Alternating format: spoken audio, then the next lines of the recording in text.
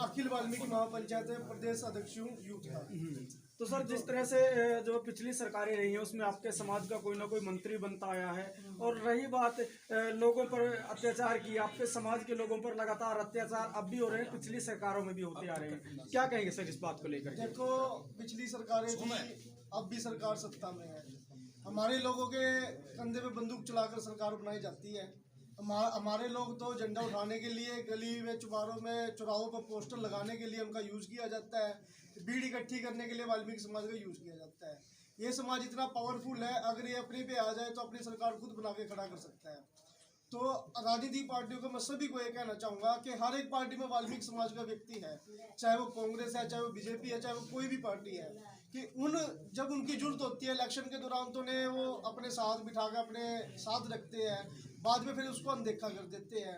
अब भारतीय जनता पार्टी ने क्या किया, हमारे वाल्मीकि समाज के एमएलए थे जितने भी सरकार के अंदर, उनके साथ इतना मतलब कि अपमान हुआ, उन वाल्मीकि समाज का अपमान हुआ कि कोई भी मंत्री पद पे नहीं आया।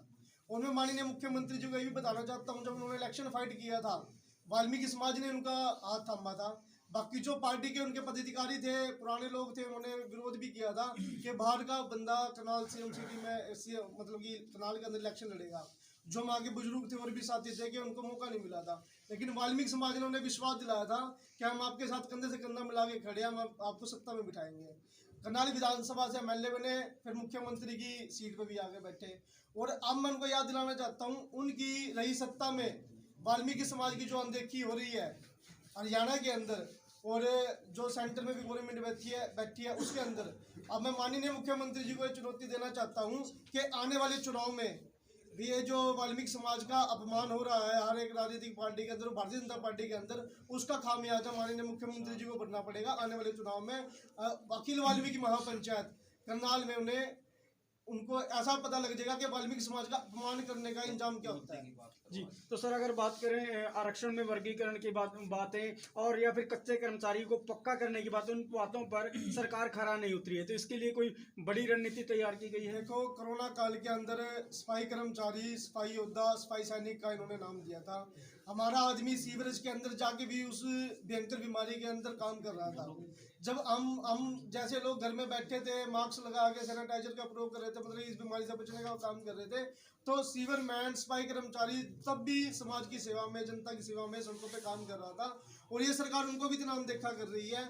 मैं हरियाणा सरकार की कहना चाहता हूँ अपनी अखिल वाल्मीकि महापंचायत की तरफ से कि सफाई कर्मचारियों को हर एक क्षेत्र के अंदर, हर एक महकमे के अंदर उनको वाल्मीकि समाज को अपना राज्यसभा का कैंडिडेट बनाएं और नौकरियों में डीएससी को बहाल करें, और वाल्मीकि समाज की जितनी भी डिमांडें हैं, और आज दिन प्रतिदिन वाल्मीकि समाज पर अत्याचार हो रहे हैं, मेरी आप लोगों के माध्यम से ये पुरजोर अपील है कि ये समाज एक सभ्य समाज है, वाल्मीकि समाज एक जागरूक समाज है।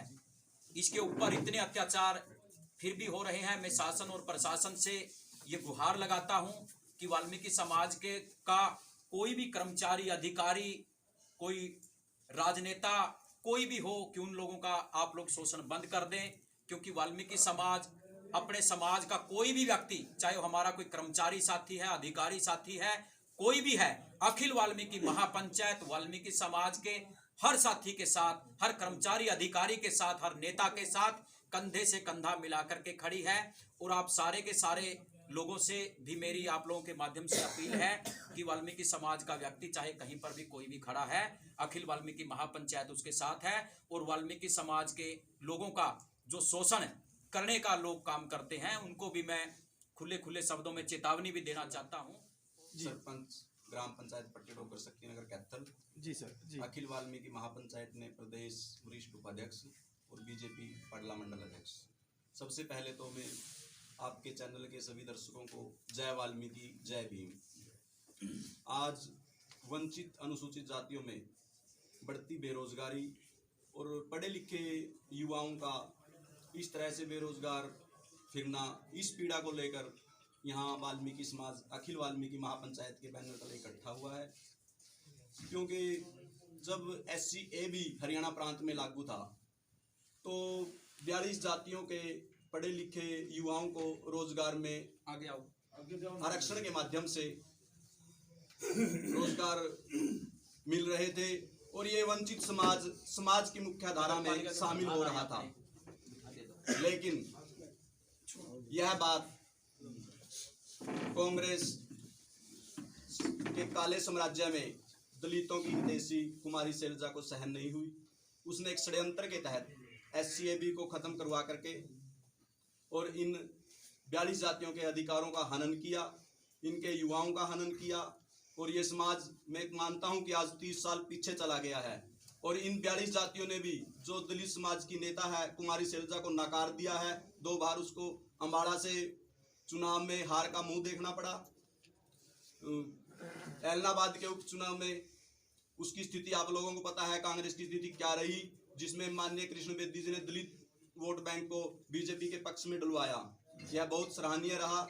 और बीजेपी पार्टी ने भी DSC लागू करके विधानसभा में जो इस समाज के पढ़े लिखे युवाओं को आरक्षण दिया है शिक्षा में, इससे समाज को काफी लाभ मिल रहा है। हम इसके लिए बीजेपी पार्टी का धन्यवाद आभार व्यक्त करते हैं, CM साहब का आभार व्यक्त करते हैं। माननीय कृष्ण बेदी जी पूर्व राज्य मंत्री, जिनकी दूरदर्शी सोच के कारण यह विधानसभा प्रस्ताव पास हुआ, हम उनका भी आभार व्यक्त करते हैं।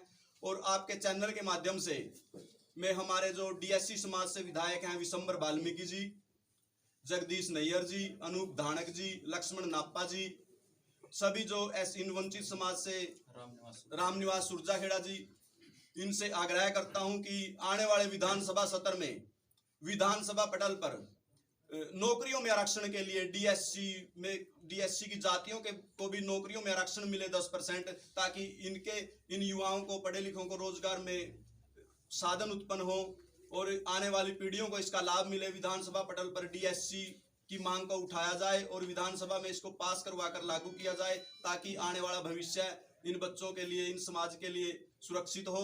मैं यही मांग करता हूं। जय हिंद, जय भारत।